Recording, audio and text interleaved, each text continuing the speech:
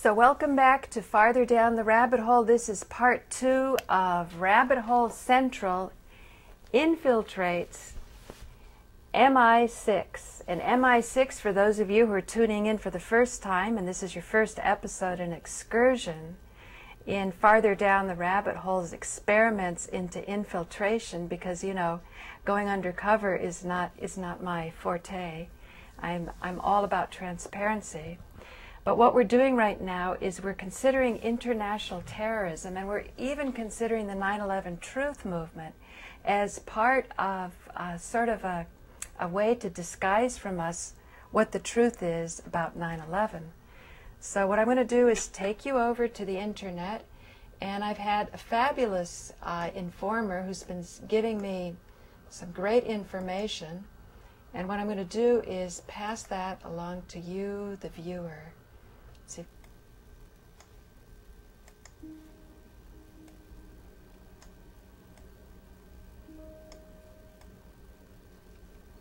The Evolving Media Cover-Up, Lies of George Clooney, Syriana, Robert Bayer.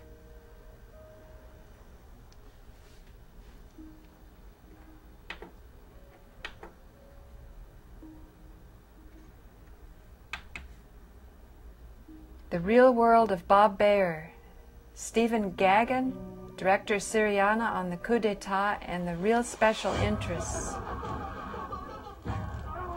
Funded by Council on Foreign Relations, Front. You're going to give me names.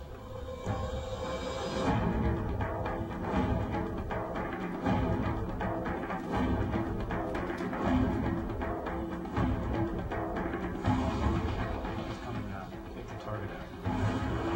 Why am I being investigated? Why am I being investigated? Drop it.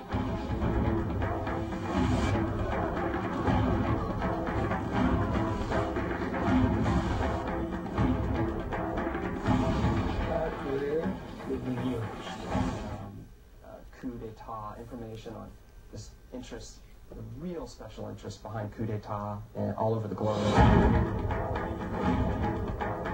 This is oil business we're talking about, right? Still chaos in the Middle East. Do you understand what that means? It's like somebody put a giant ATM on our front lawn. It's already happening. It costs $50 million. This is oil business we're talking about, right? Not very long after that, there was Chavez and that huge dust-up and all that. You can stuff. create a revolution for You know, 50 million. Corruption is our protection. Corruption keeps us safe and warm. Corruption. That's why we win. What's the money for? Well, I buy media. I buy stories, and I buy op-ed pieces, and I buy front-page stories, and then I buy mobs. I pay off mobs to show up in the street on demand. That's what I do. Our career will be yours. What's the money for? Well, I buy media. They made Syriana. Get it, get it.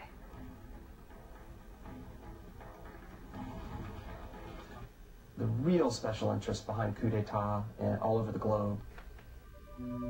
The peak oil lie of Saudi owned time. 80% of America unable to heat their houses. Imagine 30% of America unable to heat. We all now face a new enemy against whom there is no real defense. The suicide bomber. Like a virus, suicide bombing has spread out from the Middle East across the world to New York and London. And as the cult has traveled, it has found new, ever more deadly followers, women and Westerners, all seeking martyrdom and paradise. They want you to believe in peak oil, guys. Wake up, Manhattan. I'm Robert Bayer. I used to be a CIA agent. Imagine 30% of America unable to heat their houses. Or gasoline $20 a gallon at the pump. It's running out. And 90% of what's left is in the Middle East. And the bottom line is, there's not enough oil, and we all want it, and we're going to have big trouble real soon. somehow. Absolutely. And in this kind of world, at some point, it's every man or woman for themselves. Yeah. Shit.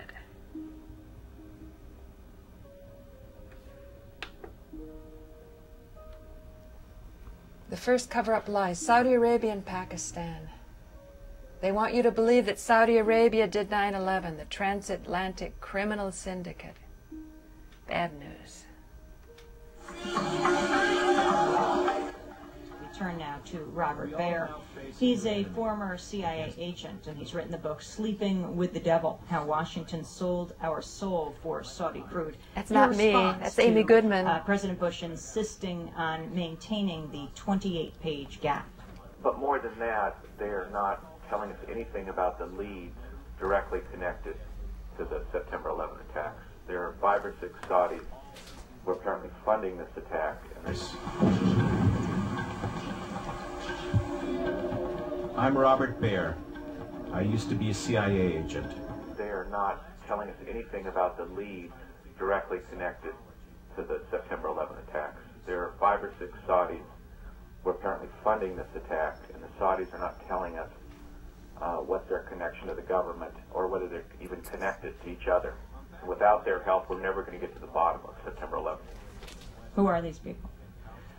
We have a man in San Diego named Omar al-Bayoumi, who was apparently a You Saudi didn't hear it agent, on Rabbit Hole Central. You heard it on Amy Goodman. Who met the hijackers, put them in an apartment. He's provided inconsistent statements. He was funded by a member of the Saudi government, possibly somebody from the bin Laden family working for the government. The cells in Germany were Saudi businessmen were involved in funding them. In Hamburg, there was a man named Barakati, Darka Zali, one of the key figures. The German cell had a Saudi business partner. And in terms of the training of the Chechen rebels within Saudi Arabia that are mentioned in your book, can you talk a little bit about that? I came across a Russian report from their external intelligence agency, which described this training for Chechens, and they were training them in a weapon system, the Saudis, and sending them north to the Pankisi Valley in Georgia, where they were attacking Russian soldiers. This is what the Russians believe. We've chosen not to look into it, so I can't confirm it independently. But the Russians are very upset about this because they look at Saudi Arabia in a way as a U.S. surrogate, and they're wondering why we can't control Saudi Arabia and stop this. They want you to believe that Iran is the bad nation, the rogue state, and its complicity in 9/11.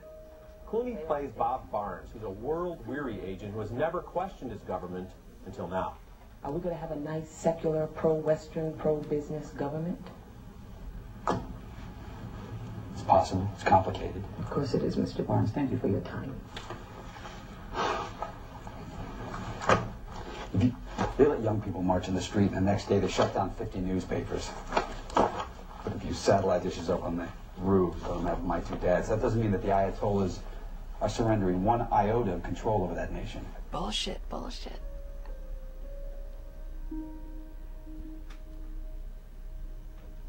The original ending of Syriana was George Bush going into Congress, and I was going to use actual footage from the Iraq War Declaration, and he's going to declare war on Iran. So, in other words, the end of the movie would be the actual president of the United States declaring war on Iran. Right. Meanwhile, you know, my #1, cohort and source for most of the stuff is the ex-Iraq bureau chief, Bob Baer. The ex-Iraq bureau chief, Bob Baer. MI6. They let young people march in the street, and the next day they shut down 50 newspapers.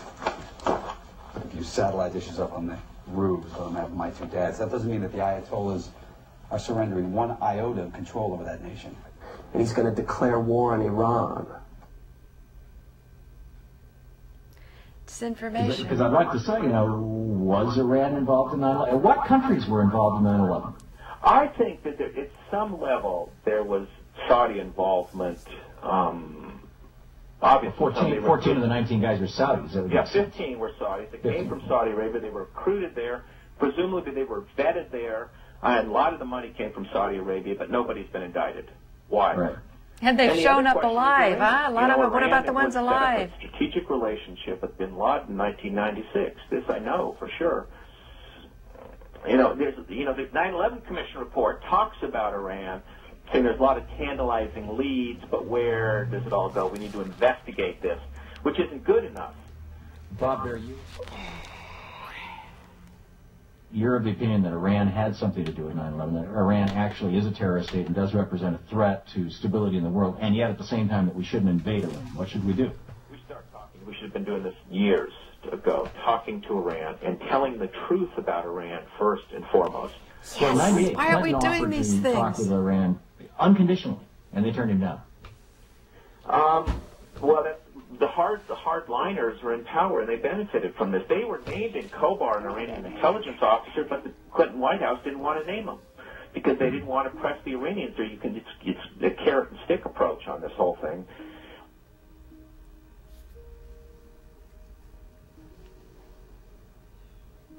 Well, who wrote the Cohen-Powell statement to the UN? Who put that together? The CIA did. But the CIA... Why? They didn't believe in it. Why'd they do it? Because they were ordered to. They dipped into the tangential intelligence, which was unconfirmed, and they said, if you really want it, here it is. We don't trust it.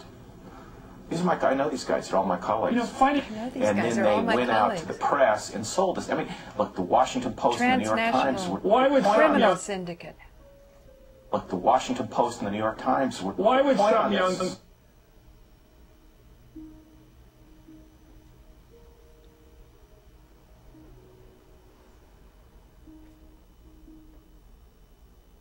You were 20 years a CIA field operative in Europe and the Middle East, quit the agency in 1999. I mean, and we just learned now here that Judy Miller could have blown the 9/11 story in July of 2001, and that might have caused it not to have happened.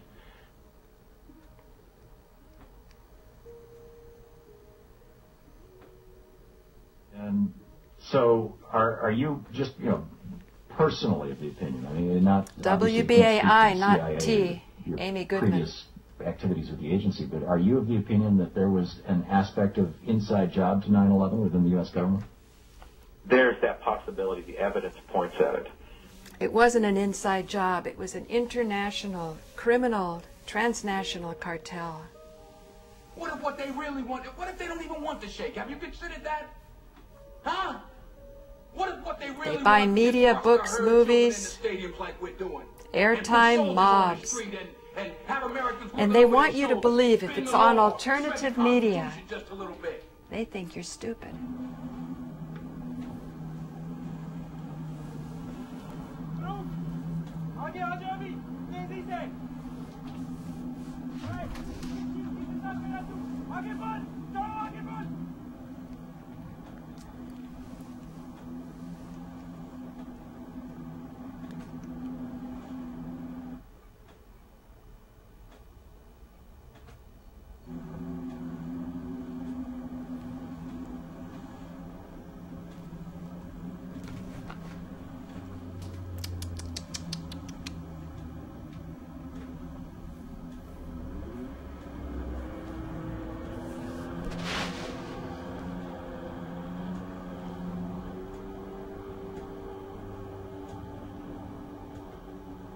Because if we torture him, General, we do that, and everything that we have bled and fought and died for is over. And they've won. They've already won. Escort him out.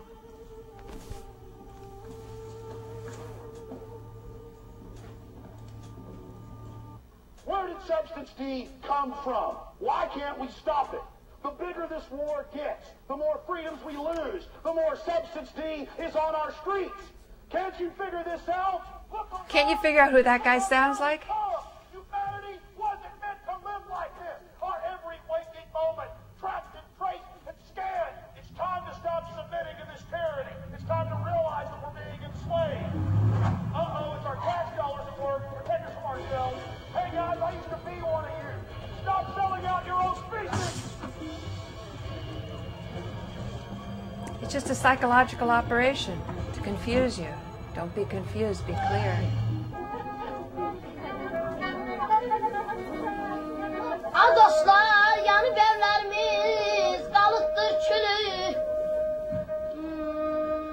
dostlar, yanıb evlərimiz qalıbdır külük. Oyanan qəbirləri könlüm istəyir.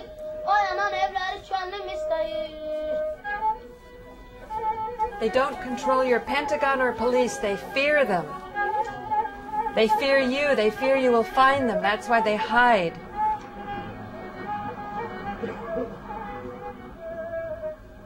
They buy mobs, groups of violent people. Hakkımız yok danışma dağlardan. Azad eylemezseniz biz yağlardan. Al-Qaeda is a mob, and its parents are in MI6, United Kingdom. Bob Bayer now works and lives in London, Könlüm istəyir, oyanan evləri könlüm istəyir.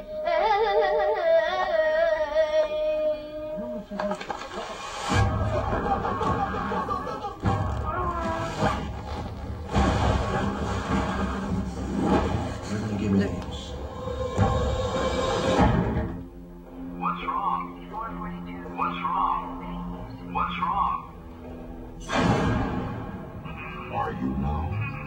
Or have you ever? What's wrong?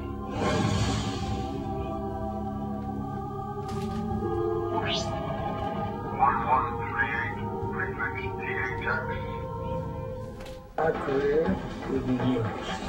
Where'd the job come from? Goodbye, Bob. Now this is something very important. Excerpts used in this video are only of non-commercial news media distributed widely to the public free of charge by the copyright holder without advertisements. We make such material available in an effort to advance awareness and understanding of issues relating to civil rights, economics, individual rights, international affairs, liberty, science and technology, and so on. We believe this constitutes a fair use of any such copyrighted material as provided for in Section 107 of the U.S. Copyright Law. In accordance with Title 17, U.S.C. Section 107, the material on this site is distributed without profit to those who have expressed a prior interest in receiving the included information for research and educational purposes. For more information, please visit www.law.cornell.edu/USCODE/107.html. Okay, back in the saddle again. So what I did was, after I saw that fair use disclosure, disclaimer, whatever that they slapped on the end of that, which I could understand because that's the fair use is why YouTube is taking a lot of videos down. This is something of very great concern to those people who are great lovers of public access, television, and free information. So what I did was I actually went to the Cornell website that they mentioned, looked it up, and reprinted it. And I want to read it to you because I think it's very important that we're aware of these things. So here we go. The section is 107, Limitations on Exclusive Rights, Fair Use. How current is this? Notwithstanding the provisions of Section 106 and 106A, the fair use of a copyrighted work, including such use by reproduction in copies or phonorecords or by any other means specified by that section. Maybe they say how current is this because they say phonorecords, because they're not mentioning the internet. For purposes such as criticism, comment, news reporting, teaching, including multiple copies for classroom use, scholarship, or research, is not an infringement of copyright. In determining whether the use is made of a work in any particular case is a fair use, The factors to be considered shall include 1. The purpose and character of use, including whether such use is of a commercial nature or is for non-profit educational purposes. 2. The nature of the copyrighted work. Here, you want to see it more clearly? Maybe I can even zoom in for you. Oh yeah, that's good. Because you should really, really be aware of what fair use means. The purpose and character of the use, including whether such use is of a commercial nature or is for non-profit, I think I can get my non-profit educational purposes. The nature of the copyrighted work, the amount of sustainability of the portion used in relation to the copyrighted work as a whole.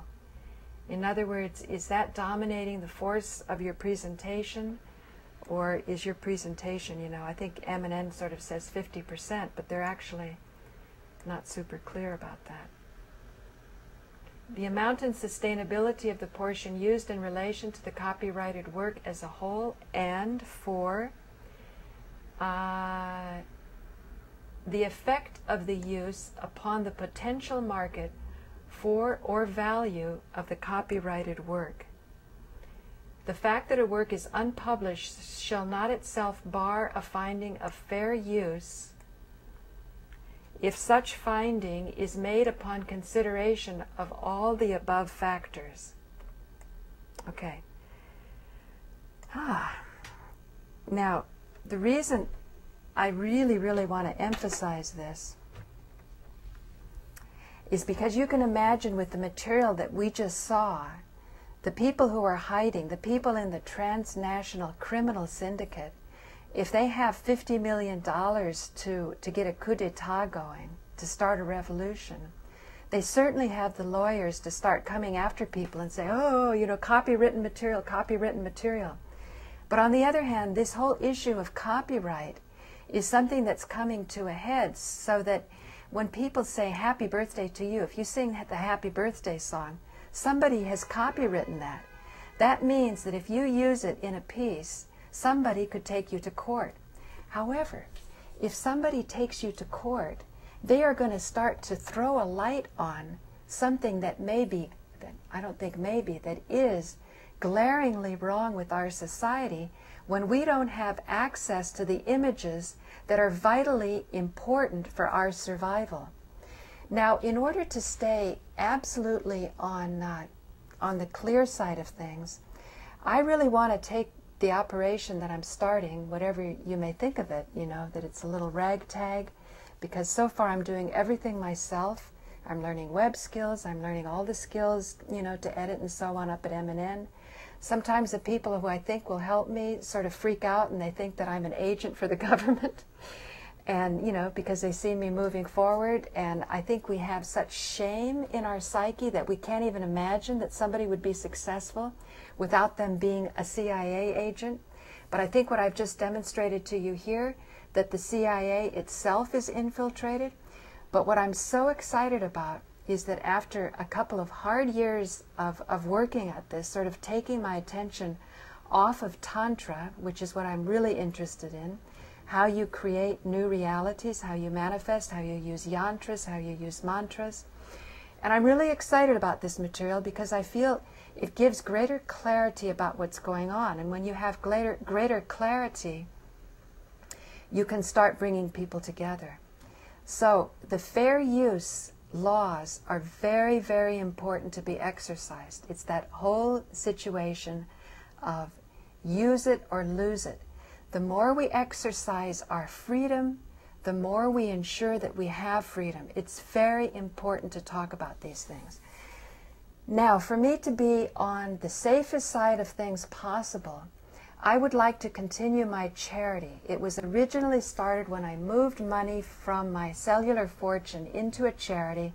We were eventually going to set up some kind of thing in Denmark, bring it out there, and I would be able to avoid, or I can't remember the good word and the bad word.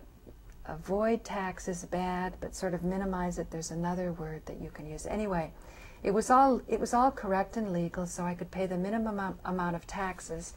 I would take my stock in the cellular company that bought us, telephone and data services, move it over into this 501c3, and then ship it overseas to a Danish charity. As soon as it hit the 501c3, something just like resonated in my soul, and I said, bingo, that's what I want to do. I want to be a charity director. I want to do charity work. And so that's how the charity was created, and it's been around for a while. And thanks to Alan Steinfeld's Bit by Bit, he's kept my website going for all these years with no money. Thank you, Bruce, so much for that. And but now I want to vamp it up again. And so your donations are important. That means that any work I do will not be commercial. It's going to be for charity, because that's what it's all about. And the donations that you send, it creates a real affection, a real connection, to know, first of all, that somebody cares about the work enough, but then to take it another step, that they're actually manifesting. It's very important to give. You don't have to give to me, but at some point in your evolution, you have to find it in yourself to help somebody who has lesser abilities than you do. The lesser abilities and skills that I have right now is that I have a lot of plans for things to be done. And I know the people. I know some of these people who are 3 steps out of being homeless, if not flat out homeless. I'm already learning to allocate the scarce resources that I have. While I'm in the hat shop, Nico Halp can come in, do some of his shows. I'm open to any other producers and hosts that want to come in who have the skills to help people to come out and connect. So that's just what I want to leave you with, is that this Christmas season, Rabbit Hole Central has infiltrated MI6 just as an example to show you we can do these things. The boogeyman doesn't have to be scary. It's just like the bully that's trying to keep us off the street as we're coming home from school. So, you know, we can go home, cry to our mom, like I did to my mom, and she said, just get over it and go back. And I went, and the bully became a non-issue. It's mostly in our mind. It's how we allow ourselves to feel victimized. Thanks for joining me. I'm Paula Gloria, and this has been an excursion farther down the rabbit hole.